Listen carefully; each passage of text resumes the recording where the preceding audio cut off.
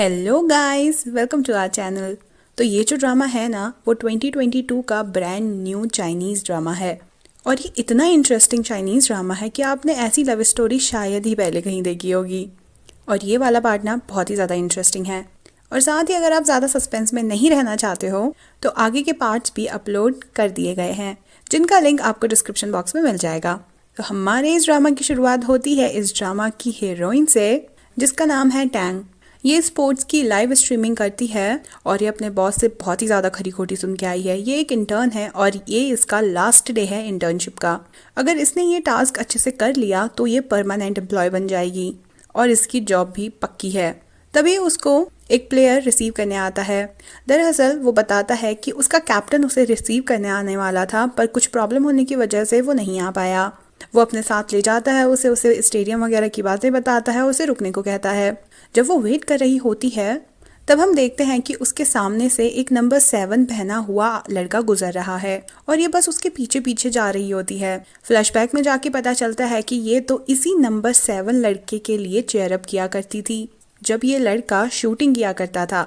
हम प्रेजेंट में आते हैं और पता चलता है कि यहाँ पे इनकी टीम में कुछ गड़बड़ हो रखी है। दरअसल शूटिंग कंपटीशन स्टार्ट होने से पहले सारे गन्स का वेट किया जाता है। अगर गन्स का वेट ज़्यादा है तो वो डिस्क्वालीफाई हो जाएंगी।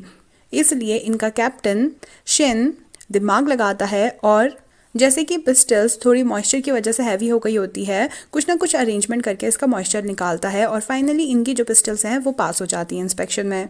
टैंग उसे चुपचाप दूर से देख रही होती है, तभी शिन भी उसे देख लेता है। इन दोनों की नजरें मिलती है और टैंग छुप जाती है। टैंग फिर खुद से सोचती है, अबे मैं क्यों छुप रही हूँ भला। और फिर उसके बाद जब शिन बाहर आता है तो टैंग उसे पीछे से उसका नाम पुकार के बुलाती है। वो पीछे मुड़कर देखता है और टैंग यहाँ पे बहुत ही एक्साइटेड होती है कि इसको मैं पक्का याद दूंगी, आखिर ये मेरा क्रश हुआ करता था। पर शिन टैंग को देखकर ऐसा बिहेव करता है मानो उसने टैंग को पहली बार देखा है। वो कहता है, तुम कौन हो? क्या तुम प्रेस वाली हो? इंटरव्यू लेने आई हो? ऐसा करो तुम मेरा जो प्लेयर है ना उससे इंटरव्यू ले लेना, अभी मुझे बहुत काम है। और बेचारी टैंग का तो दिल ही टूट जाता है। फ्लैशबैक में हम जाते हैं तो पता चलता है शिन स्कूल के टाइम से ही पागल था शूटिंग के लिए। वो आगे क्लास चलती थी और पीछे वो अपनी कॉपीज में गन्स बनाया करता था। तभी एक दिन टीचर ने उसे क्वेश्चन पूछने के लिए उठा लिया। अब वो तो गन बना रहा था, उसको कोई होश थी नहीं क्लास की। और उस टाइम पे टैंग ने अपना नोट देके उसकी हेल्प की थी, जिससे वो टीचर की डांट से बच गया था। बाद में शिन ने टैंग से बोला कि मैं तुझे हमेशा याद रखूंगा, मैं तुझे कभी भूलूंगा नहीं। पर यहाँ तो कुछ उल्टा ही हो गया था, भूलना तो छोड़ो, उसे तो उसका नाम तक याद नहीं है। तभी टीम का दूसरा प्लेयर आता है और वो बोलता है कि दरअसल शिन इतना ज़्यादा बिजी रहता है शूटिंग वगैरह में कि उसको एक सीरियस फेस ब्लाइंडनेस है। मतलब वो लोगों के चेहरे नहीं पहचान सकता जल्दी से, ना ही उसे लोगों के नाम याद रहते हैं। टैंग पूछने लगती है तो उसकी शूटिंग की हालत कैसी है, क्या वो अच्छा शूटर है और इससे पहले उसके साथ क्या हुआ था, क्या वो ठीक ठाक है।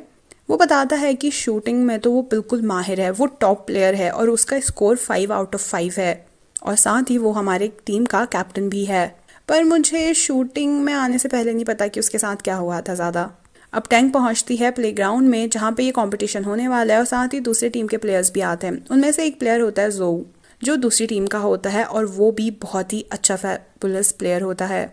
उसका पॉइंट 4.5 आउट ऑफ 5 होते हैं। अब शिन ने जो अरेंजमेंट की थी प्लेयर्स की गन्स के साथ, उसके बाद प्लेयर्स काफ़ी अच्छा खेल रहे होते हैं, पर वो कॉन्फिडेंटली नहीं खेल पाते क्योंकि उन्हें शक हो रहा होता है अपनी पिस्टल्स पे। अब फिर से बारी आती है शिन की और ये राउंड उन्हें पार करना होगा, तभी जाके वो फाइनल्स में पहुंच पाएंगे। शिन जो प्रैक्टिस में एक बार में ही 10 आउट ऑफ 10 स्कोर कर देता था, अभी जब टैंग उसके पास खड़ी है वो 9.8, 9.2, 8 ऐसे तरह से कर रहा होता है। वो सेकेंड राउंड के लिए क्वालिफाई तो हो जाता है, पर वो अपने परफॉर्मेंस से खुश नहीं होता। साथ ही टैंग भी उसके परफॉर्मेंस से खुश नहीं होती। वो अपने लाइव स्ट्रीमर्स को बता रही होती है कि शिन हमेशा परफेक्ट टेनिस स्कोर करता है और हम लोगों को उसके लिए और भी ज़्यादा चेयर अप करना चाहिए ताकि वो और भी अच्छा स्कोर करे नेक्स्ट में। और यहाँ पे दूसरी टीम का जोऊ वो भी फाइनल राउंड में पहुंच जाता है। टैंग अपनी लाइव स्ट्रीमिंग में लगी होती है और शिन की बहुत ही ज़्यादा तारीफ कर रही होती है कि कैसे वो टॉप प्लेयर है, कैसे उसकी ज़िंदगी में शूटिंग बिल्कुल बसी हुई है। कि तभी उसके सामने प्रकट हो जाता है शिन और वो कहता है, बाहर चलो, मुझे तुमसे कुछ बात कहनी है। वो साफ साफ उससे कहता है कि तू स्टेडियम से बाहर चले जा प्लीज़, क्योंकि मैं तुम्हारी वजह से ना बहुत ही ज़्यादा डिस्ट्रैक्ट हो रहा हूँ। टैंग बोलती है, अरे मैं क्यों बाहर जाऊँ? वो बोलने लगता है, अगर तुम चाहती हो मैं ये चैंपियनशिप जीतूं तो प्लीज़ तुम यहाँ से बाहर चले जाओ, मैं बहुत ही ज़्यादा डिस्टर्ब हो रहा हूँ तुम्हारी वजह से, वरना मैं गेम में ना फोकस नहीं कर पाऊंगा। और इन दोनों को देख लेती है कियाओसी, जो कि शूटिंग में शिन की पार्टनर है और वो मन ही मन शिन को बहुत पसंद करती है। टैंग वहाँ से चली जाती है तो शियाओसी वहाँ पे आती है। इतने में शिन की डॉक्टर डिंग भी वहाँ आ जाती है और शियाओसी उनको प्राइवेसी देने के लिए वहाँ से चली जाती है। डॉक्टर डिंग शिन की साइकोलॉजिस्ट है और वो टाइम टाइम पे जब भी शिन को परेशानी होती है उसका चेकअप करने आती है। तभी एंट्री होती है इस ड्रामा के सबसे अमीर कैरेक्टर की, जो कि है फैंग। ये एक बहुत ही बड़ी कंपनी का मालिक है और यहाँ पे एक एथलीट को हायर करने आया है ताकि वो उसकी कंपनी का एडवर्टाइजमेंट कर सके। वो अंदर जाता है तो उसे समझ नहीं आता है कि गेम आखिर कहाँ पे चल रहा है, तो उसे जाते हुए दिखती है टैंग। वो टैंग से पूछता है, टैंग बताती है कि B1 पे चल रहा है। वो ढूंढने लगता है, उसको नहीं मिलता। वो दोबारा से टैंग से पूछता है तो टैंग कहती है चलो तुम मेरे साथ चलो, मैं उसी डायरेक्शन में जा रही हूँ। अब टैंग ग्राउंड के अंदर नहीं बल्कि ऑडियंस में बैठ के देख रही होती है और लाइव स्ट्रीमिंग भी उसकी चालू होती है। वहीं हम देखते हैं कि उसका बॉस भी उसके काम से बहुत खुश होता है। उसके लाइव स्ट्रीमिंग को काफ़ी सारे व्यूज़ मिल रहे होते हैं, पर लगता है कि शिन का फोकस अभी भी सही नहीं पहुंचा है। वो अभी भी उतना अच्छा नहीं खेल पा रहा होता जितना अच्छा वो प्लेयर है। वो इतना ज़्यादा डिस्ट्रैक्ट हो जाता है कि वो बहाना बनाता है कि उसके पिस्टल में कोई प्रॉब्लम है। तभी जज आके उसकी पिस्टल देखते हैं और कुछ अरेंजमेंट कर रहे होते हैं। कियाओसी ये बात समझ जाती है। उसको दूसरा प्लेयर बताता है कि वो जो ऊपर लड़की बैठी है ना, जो लाइव स्ट्रीमिंग कर रही है, जब से वो आई है कैप्टन जो है ना वो बहुत ही ज़्यादा डिस्ट्रैक्टेड हो गए हैं। डॉक्टर डिंग आती है और शियाओसी डॉक्टर डिंग को भी यही बताती कि वो लड़की बहुत ज़्यादा डिस्ट्रैक्ट कर रही है शिन को।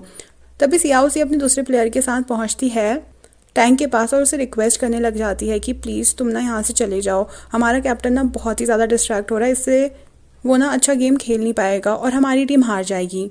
फैंग कहता है, अबे तुम्हें क्या मतलब, वो अपना काम कर रही है, तुम उसे ऐसे कैसे भगा सकते हो।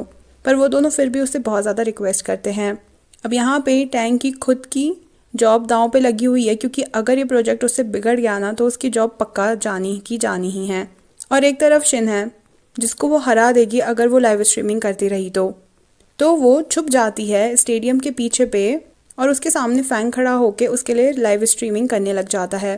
पर फिर भी टैंग को अच्छा नहीं लगता। वो अपना फ़ोन पकड़ती है और बाहर निकल जाती है। वॉशरूम में जाकर उसकी आंखों में आंसू आ जाते हैं और यहाँ पे उसका बॉस देख लेता है कि उसने लाइव स्ट्रीमिंग करना बंद कर दिया है।